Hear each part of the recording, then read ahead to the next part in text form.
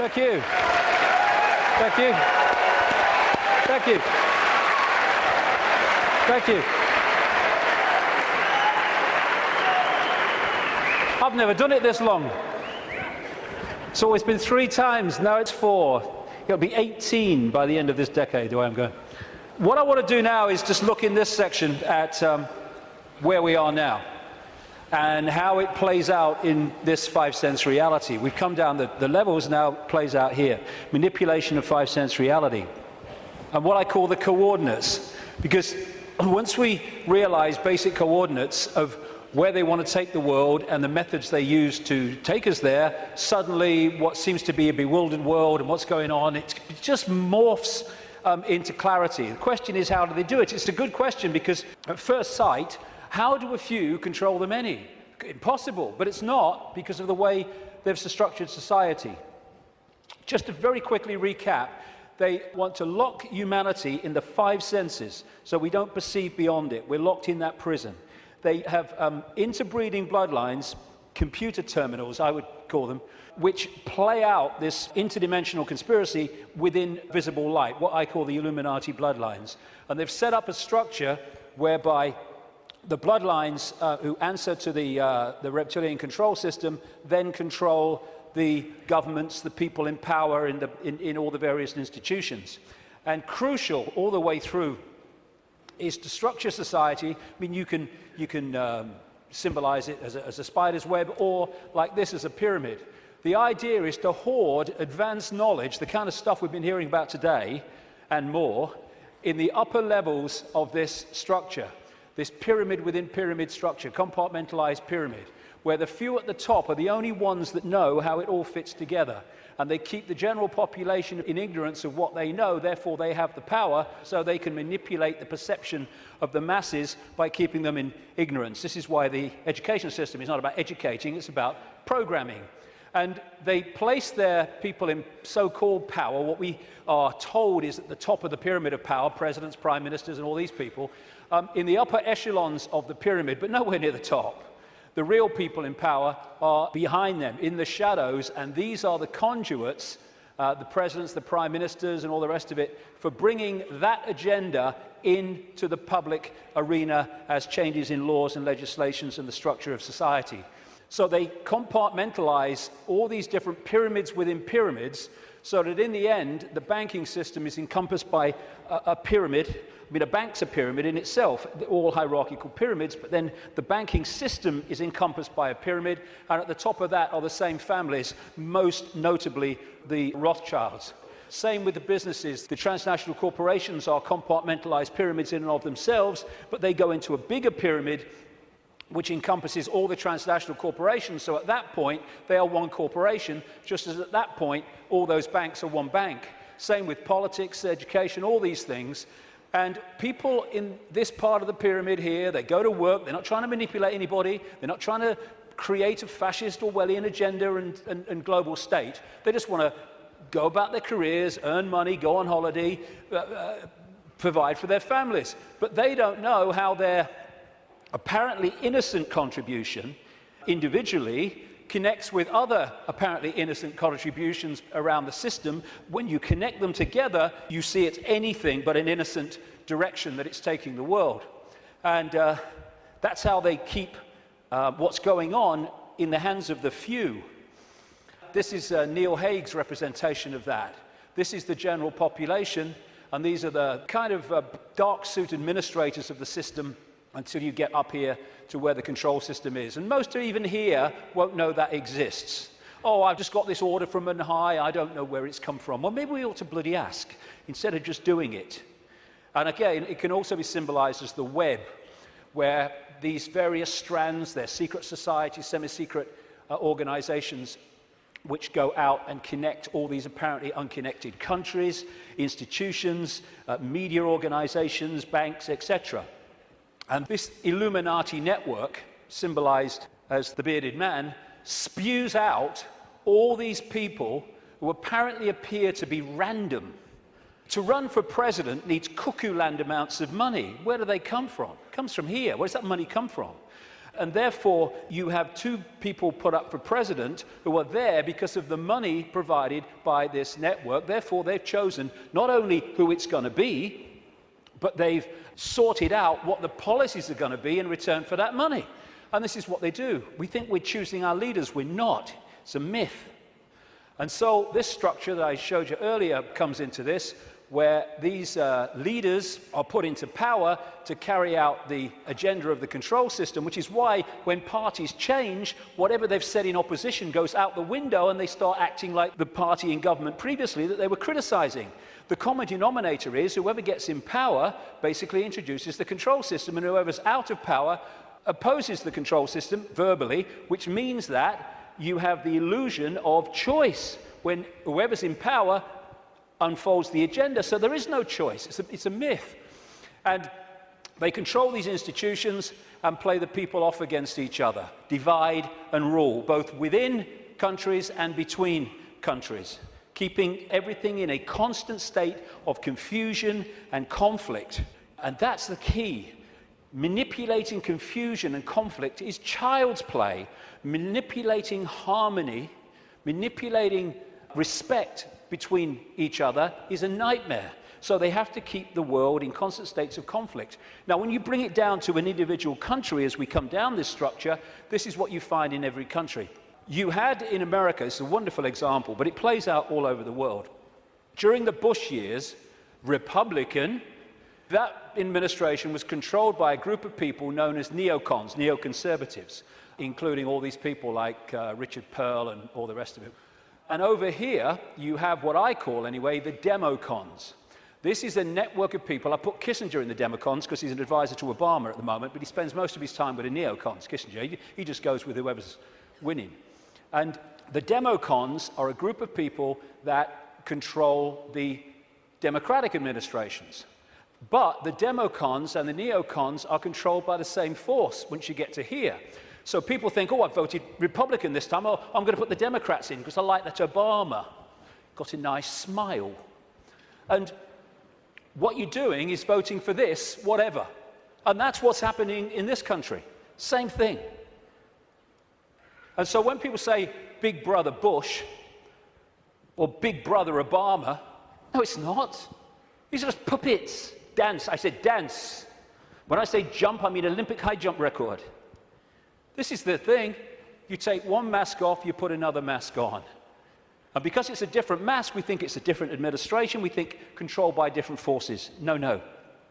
And what you have is the movie playing out in the public arena, people who appear to be in opposition to each other when they're controlled by the same puppeteer. And once you look beyond the movie, that's when you start to see what's really happening in the world. So the cards are moved around in line with an agenda for the constant, incessant centralization of power. And it's done with people who, I keep coming back to, have a DNA with empathy deleted, which means anything goes in pursuit of this agenda.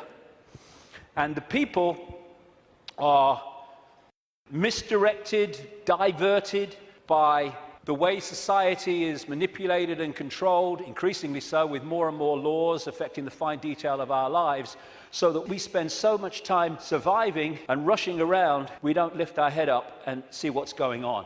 So puppet people are essential to the few controlling the world. And when we cease to be so, and it's happening more and more, then this will be over. Humans have been put into this round and round and round circular lifestyle where 1 week leads into another week and another week, just a repeating cycle of action and work and sleep and eat and work and sleep and eat for so many people. And this is the structure that they're moving towards. Why? Because when you're the few and you want to control the many, you have to centralize decision-making. The more diversity of decision-making there is, the less control any central point is going to have over it. So what you need to do is constantly centralize power, so control over more and more and more people goes into fewer and fewer hands. We started with a tribal situation a long time ago. The people in the tribe decided what was going to happen. We then brought, as part of this centralization, it's gone over at this whole period I'm talking about, the tribes came together into what we call nations. And now, a few people at the center of the nation are dictating to all the former tribes that make up that nation. We're now well into the next stage of that, which is bringing nations together under unions like the European Union, so a few people at the center are now dictating to all those nations, which are made up of all those tribes before. And the next stage of that, which they're already preparing for, is to take us into a world government that would dictate to these unions that are building up, like the European Union, the American Union that they want via the North American Union, the Pacific Union, evolved out of organizations like APEC, Asia-Pacific Economic Cooperation, and the African Union, already in place, evolved out of the Organization of African Unity and other bodies. And what they done in many of these unions is start them off as free trade zones, just for jobs, that's all it is, no worries. And then they've turned them into fully fledged dictatorships, which is what happened in the European Union. And the reason is that you've got to centralize power if you want to get more and more control in the hands of the few over more and more people. So coordinates. Some of these things I'm going to talk about in this section are quite controversial, but they need bloody saying, so sod it. Methods of manipulation. Coordinates 2. How do they manipulate this? One of the coordinates, one of the methods of manipulation, a massively important one to understand, is one I've dubbed problem, reaction, solution, where you want to change society in a way that if you do it openly, you'll get resistance, massive resistance from the population. So what you do is you create a problem covertly, you blame someone or something else for it, you pass that fake version of the event through the unquestioning, pathetic mainstream media to the people, unquestioned overwhelmingly and certainly uninvestigated, and you want the people to react to the manufactured problem with outrage, with fear, and you want them to say, do something. What are they going to do about it? At which point you then offer solutions openly with changes in legislation and society and its structure to advance your agenda. And because of the problem, reaction, solution, you do not get the resistance here that you would have got without the manufactured problem. 9/11 is a bloody classic. Another way of describing this is ordo ab chaos, the Latin motto of the 33rd degree of Scottish Rite of Freemasonry, order out of chaos, problem, reaction, solution. Create the chaos, then offer the order, your change out of that chaos. So like I say, 9/11 was a wonderful, classic, most blatant example of it. You want to change society, so you create a massive problem. As a result of that problem, you offer the solution, all there, written and ready, the Patriot Act in America and around the world, their versions of it, to change society and to launch a war on terror and an invasion of countries like Afghanistan and, by implication, Iraq. This is Zbigniew Brzezinski, President Jimmy Carter's national security advisor and a major mentor going back to the 1980s of Barack Obama. This is what he said in 1997 in his book. Moreover, as America becomes an increasingly multicultural society, it may find it more difficult to fashion a consensus on foreign policy issues, except in the circumstances of a truly massive and widely perceived direct external threat. Therefore, we create one, 9/11, and bingo, we then introduce what we say must happen to stop the terrorists. In other words, we change society and advance our agenda, the Orwellian state and all the rest of it. These buildings were brought down because they were made to come down. And similar buildings around the world that burnt for longer and were much more fierce never came down. And these are the only buildings of their kind who've ever come down because allegedly of fire. The official story of 9/11 has just left the room. And I've gone into that in great detail before. I'm just using it as an example of problem, reaction, solution. But when through the web you control the intelligence agencies, you control the governments, you control the media, and you control countries, and you control the manipulation of fake terrorists like Osama bin Laden, then you've got all the pieces you need to orchestrate the problem reaction solution, and to then use this to change society in the image that you have desired. And this is a classic. Adolf Hitler proposing the creation of the Gestapo in Nazi Germany. An evil exists that threatens every man, woman, and child of this great nation. We must take steps to ensure our domestic security and protect our homeland. Or actually, word for word, what was said after 9/11.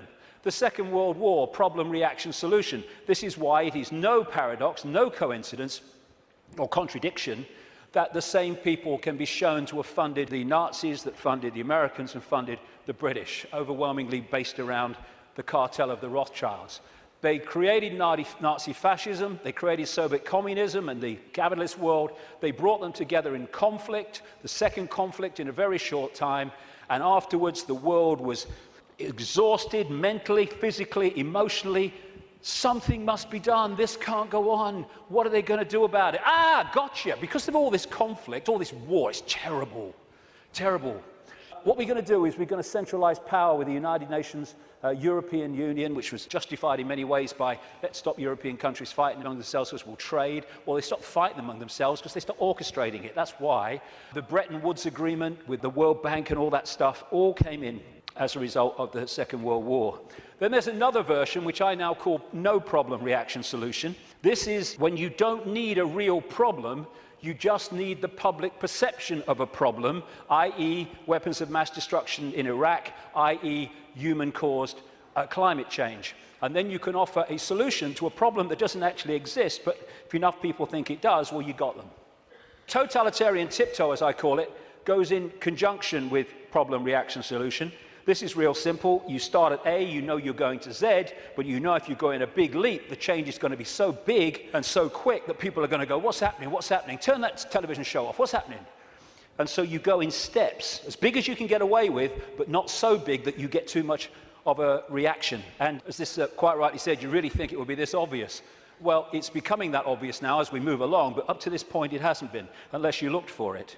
The European Union was turned from a free trade zone, nothing to worry about, just for jobs, into what it is now, a centralized dictatorship through the totalitarian tiptoe. And here is the founding father of the EU, as they call him, Jean Monnet, a Rothschild frontman. Europe's nations should be guided towards the superstate without their people understanding what is happening. This can be accomplished by successive steps, each disguised as having an economic purpose, but which will eventually and irreversibly lead to federation. And the word fascism, which comes from this symbol, the fasci, from the Roman Empire, is individuality tied together and ruled by the accent. The central point, European Union, precisely described. Globalization, which is the constant centralization of power, which is more and more power in the hands of fewer and fewer over more and more people. This is a totalitarian tiptoe. More and more, the globalized economy is taking over, so that every country is dependent on every other country, therefore has no power of individual action and individual decision-making. Free trade, which means freedom to exploit, which means you can get sweatshop workers here to make your stuff for a few cents, and then you ship it over here and you sell it for as much as you can get. It's called free trade. If everyone's in favor of free trade, you can't be against free trade.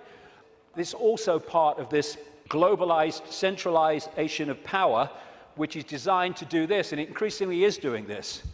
It means that if you're dependent within your country or your community on things outside of your influence, then everyone is dependent on everyone else, therefore has no self-sufficient ability to make decisions in their own lives and their own communities and their own countries. And the reason that they want to do this is they want to make everyone dependent on something outside their control, because dependency equals control. It's like abundance and scarcity. We live in a world which could be incredibly abundant. Nobody should be hungry on this planet, for goodness sake. Africa could feed the bloody world. It can't even feed itself. Why? Because of the manipulation of that continent by this crowd. And so we have all over the world, because there's no empathy, no consequences for them emotionally of their actions, we have manufactured scarcity, because abundance equals choice equals freedom. Scarcity equals dependency equals control. And that's why we have manufactured dependency. We have people hungry in a world of plenty.